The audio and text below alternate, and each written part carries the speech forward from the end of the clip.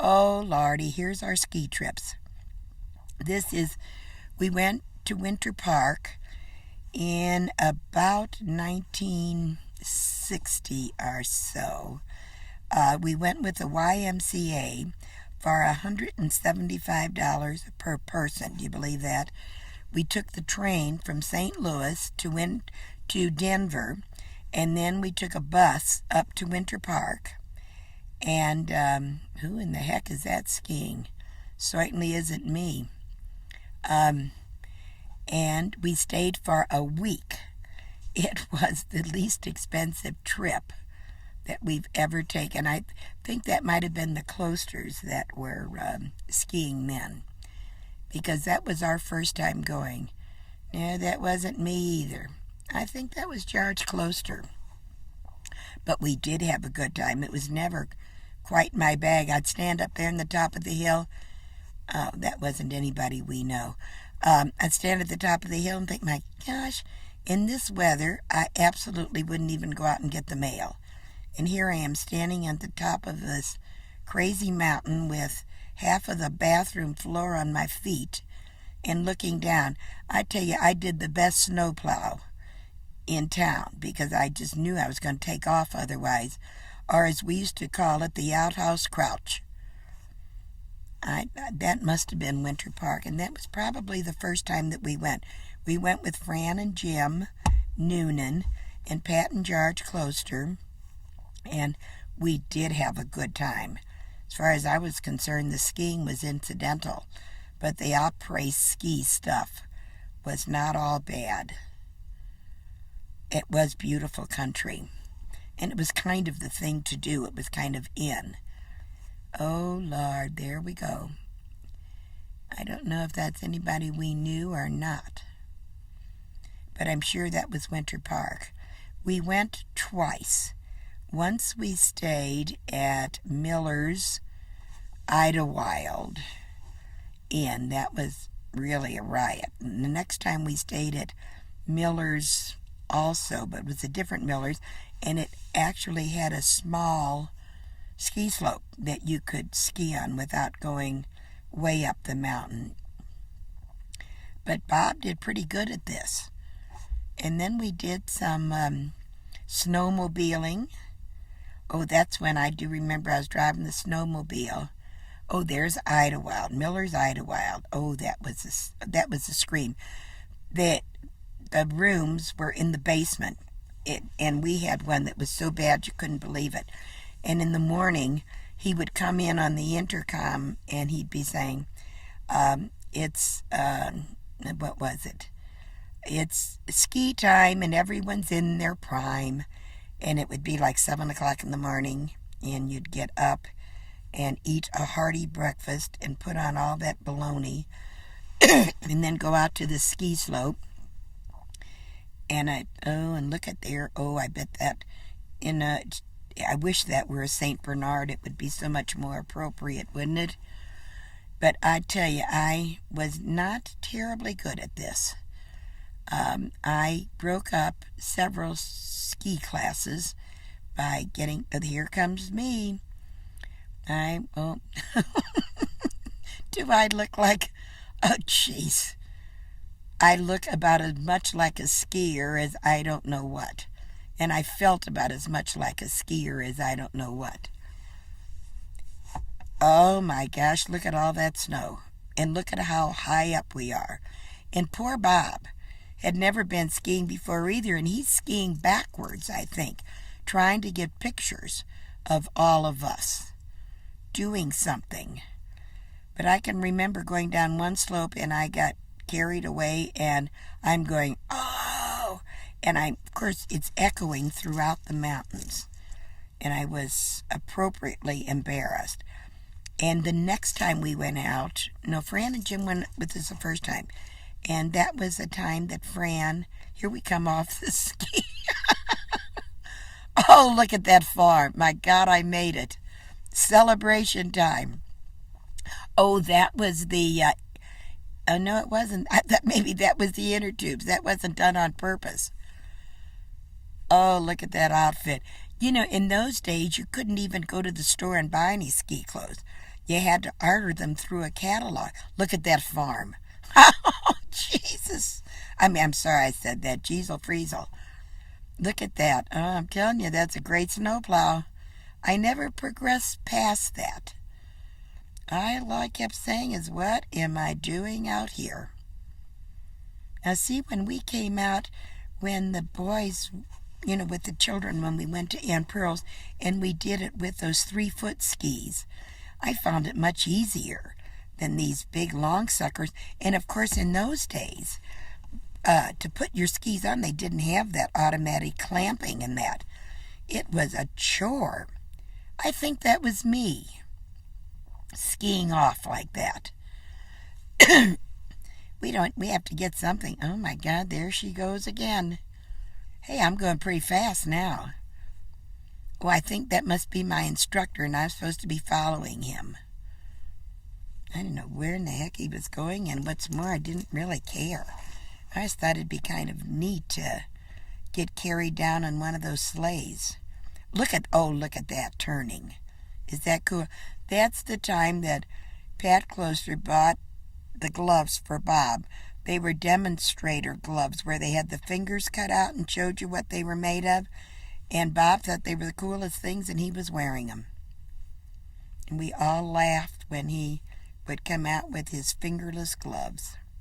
Looks like somebody fell down taking that picture. Oh, Bob must be taking it as he's skiing. Now, is that cool? See, Jim, that's where you got your talent. Do you think that's me up there? No, I don't. Oh, no, here she goes. But, as I say, I did so many things that made great conversation afterwards, but it didn't look too swift at the time. Oh, I'm standing there saying, do you believe that? Let's see, there's Fran on my left and Pat Closter on my right. And I think maybe that's the end of the day, and I can go and get some hot buttered rum and bag the... Oh, look at that. Does that look like... Oh, there's Bob. Look, I got my skis crossed. And Bob really enjoyed that skiing. And he did pretty good. Oh, that was Mr. Miller, who owned Idlewild Inn. And look at that bus. And we'd go on those mountain slopes. That was Jim Noonan. I don't know who those strangers are. Probably some other those cheap people that went out there for $175 with Robbie Robinson. Wonder whatever happened to him. Do you believe, now that I think about it, he was out there on his honeymoon with all of us people? Now, is that crazy? I think this is Bob. I think. No, it's George Closter. It's George Closter, yeah, I can tell now. I thought it was Bob for a minute, but that was George. But Bob did really good. He was much more of a Joe Jock than I am. That's Pat Closter. But see, they'd been skiing quite a few times, which made a difference. I think this might be Jim Noonan. No, let me see. Yeah, that's Jim. And he did pretty good, too. Yeah, see, now, they're good. I'm not going to say they're a show-off because they might see this and hear me. But they were good. But Pat is a natural athlete. Oh, now see, that was, I guess, a pretty clever thing to do. That's just about as bad as coming in and out of those waves. I hope they don't do that too many times. It seems to me that, I don't know if this is the time that we got into the snowmobiles and riding those inner tubes down that hill. Now that was fun. That isn't anybody I know because she's too skinny for anybody I know. That's George and Pat. As I say, they were skiing before it was the in thing to do in St. Louis.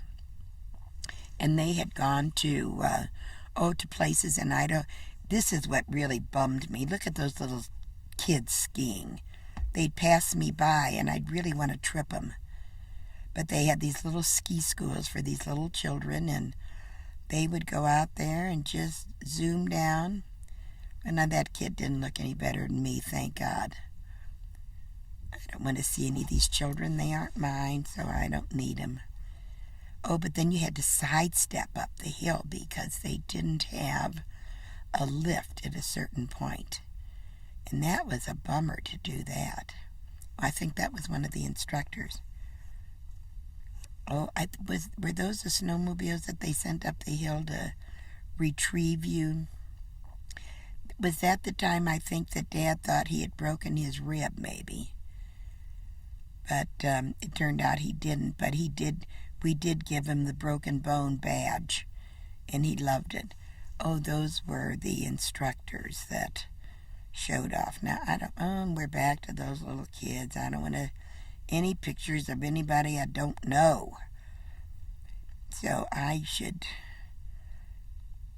guess I just wanted to make myself feel bad. Now that's the instructor showing those little kids what to do. For a minute I thought it was me, but I could tell by that curve that it wasn't. Cousin Jerry Hobgood was a ski instructor, and when we went out, there I go sidestepping up the hill. Oh, that was a drag, I gotta tell you.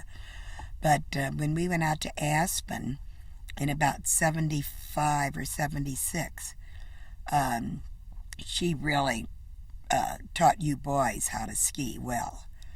But she was always a Joe Jock, too. Look at that. I'm telling you, I'm impressed. Now I'm saying to myself, I've been there, done that. Now let's move on to the Florida sands. Okay, Bob. Well, there's Bob. Now, see, as I say, he did pretty good. There is Pat. And my mouth is going a mile a minute even then. Can hardly believe it. Even when I was skiing, I was walking around like I was on a runway. Oh, here we go again on the lifts. I thought surely we would. That's Pat and George. I thought they look like they're just sitting there, don't they? Doesn't even look like it's going anywhere. Maybe that's how we tried to do it, is to just make them look like they were moving slowly. And boy, that was slow motion. Maybe the camera just got cold. I don't know if Dad just stood there at the top and took pictures of everybody coming off that ski lift. That was Pat and George. Yeah, that's them coming off. And see, they knew what they were doing. We should have just taken pictures of them, and we could have acted like all of us. There is, oh my gosh, I think that was me by George. And we didn't fall down. That's Jim ahead of us. And there comes somebody else down that hill. They get a little closer. That was really beautiful. And Dad really enjoyed it. It was great fun. I was wishing I could say that was me, but it's Pat. And that looks like it was me. It couldn't have been. Yeah, that was me. Oh, sure, that was me. There's Fran. She did well, too, but she's a natural athlete.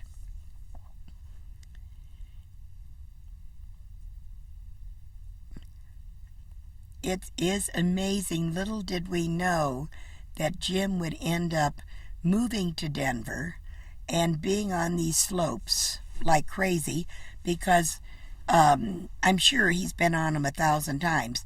But at that time, Margaret, do you remember Margaret, kids? The black lady that used to come and help us occasionally. She was the one that her boyfriend was, let's see, EC. I'll think of it in a minute. It was just 2 letters. His name was LC. And I said to her one time, how do you spell that? And she said LC. And I thought, how clever of me. But she used to come to help clean the house driving a Cadillac. And of course I was in my little Ford whatever. But she took care of you kids while we went on that ski trip. And she had to bring her little boy with her. And do you remember what her little boy's name was? Her little boy's name was Shotgun. Because she and LC were, I guess you would say, more than friends. And she came one day and she said, "Oh, Miss Burglar," is what she called me. She said, "I is pregnant." Now, I couldn't even tell that she was. So I said, "Oh my gosh, Margaret, you sit down, let me scrub." So 2 weeks later, she has the baby, and they named him Shotgun. And Shotgun was about 5, I guess, when we went skiing, and Margaret came and stayed, and we got a telephone call while we were out there that Freckles had mange. And of course, Debbie, you were always a stitch, Deb. You got a little nervous for fear you were all going to catch mange and all of you were going to end up bald. So I think we had Grandpa take you to oh, Bob, that was good. Take the dog to the vet and had him dipped or something to get over the mange. But it was all worth it because it was a fun trip. Okay, now we're back on the slopes. That is me in the yellow sweater. And that is Bob, I'm assuming. And look at that black fur hat. Is that cool? There's Bob in the plaid. Oh, that was George something, whose wife Mary, George Kordsmeyer, and his wife came out. Oh, Bob, you poor soul. She came out on a plane, only she got on the wrong plane, and she hears the pilot say, "We're now passing over the Rocky Mountains," and it went to California, and she didn't know it. But poor Mary was deaf. I can't believe I'm doing such a foolhardy thing. As I say, what I don't do for a laugh. Crazy woman. And there's George Kordsmeyer. Or somebody. Oh, and that's me again. And that is, Lord have mercy, who is that? Oh, there's Pat. Oh, we're back on that same trip. Are we going home or are we going up to get on those snowmobiles, maybe? Because that was fun. But that's when I wore that big green cape, which made me look like the Jolly Green Giant, I think. This must be, maybe this is out on the slopes where we did the thing with the inner tubes. What the heck is that? Maybe it was church. This is the other Millers, I think, that we went to. Yeah, now I think those are the inner tubes that we rode down the hill, which was that was fun. And then you'd get to a certain point, and that's it. You would get near the bottom, and it would be like a slope going up, and you'd fly over that slope and land 20 feet away. I was smart enough to stick my heels in the ground and not go over the slope. The trouble was you had to lug the inner tube and walk up that hill. Thank God I was in better shape than I am now. Never make it. But I think for 50 cents you rented the inner tube. And then you could, whoops. See, what an athlete. I even fell off that thing. Let's see, who is that on there? Oh, now see what I mean? That's what you were supposed to do. I don't think I ever quite did that. That's Fran. Whoops. That might be, I don't know who that is. Oh, that's me. I'm just sure it is. Anybody else wouldn't be doing that. Here we go. Oh my gosh, look at that flight. I don't think that was me. Oh, this is me and somebody else. Go, oops. Oh, heavyweights didn't make it over the top. That was fun. If you just didn't have to walk up that dumb hill. That was George Closter. I think, there I go. But look at me stick my heels in, boy. Am I not too dumb or what, that I didn't fly over that hill? That was still, I think, maybe our first trip that we did to Winter Park. As I say, we did it twice. And then the rest of them continued to ski for many years. But that's the time that Bob changed careers. So we didn't have any money, so we didn't do it. Oh, my gosh. Oh, here we go on the snowmobiles. This was our second trip, I know, to Winter Park. And this is when we were driving the snowmobiles. And that wasn't when I was driving, and Bob was standing at one point. Well, I'll wait till we get to that point. But I know Bob didn't think it was too funny because I couldn't stop too well. That was not me. That was me, because I can see the green cape. Gee, I'd look like the Green Hornet. Oh, here I come. Let's see now. This isn't. I know there was one where Bob was on the back of it, and I ran right up a snowbank. And as usual, I was laughing, but Dad wasn't laughing. Oh, here we go.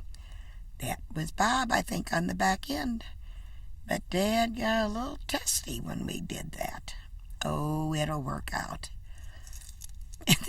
Sure, it's easy for me to say because I didn't have to do the shoving to get us out of there. But those were fun. And look at the feet sticking out.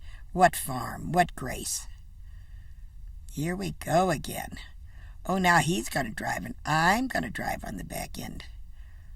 No, that wasn't me. That must have been Pat Closter because I don't see the Green Hornet cape. I must have thought that cape was cool. In fact, I think I may still have it in the box. Isn't that beautiful country? It truly was.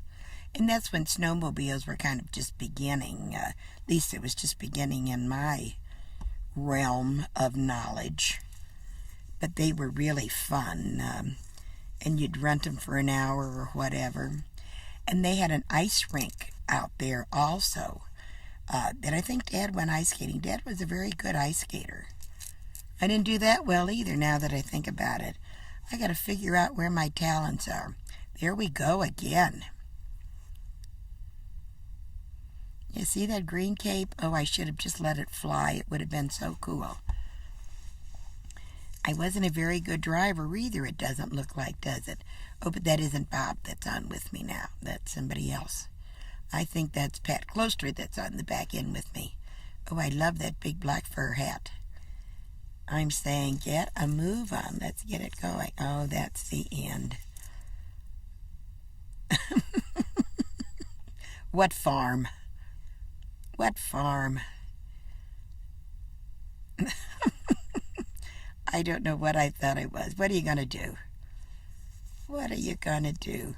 I'll tell you, that thing was crazy looking, but it was warm. You'd never know it was warm the way I'm throwing it around. Oh, now I'm going to let Pat drive. Oops. If I would spend less time acting silly and more time holding on, I would be much better off. Oh, that was Miller's Idlewild Inn. And that was the one that had the mountain next to it, which wasn't terribly high. And you could ski down that, which was kind of nice. And it did have the lift that you didn't have to sidestep all the way up the hill. And we must have been on the bus maybe we were going home or going to church or going somewhere. Maybe we were going home at the end of the trip. And we were still taking pictures of the beautiful scenery in Colorado.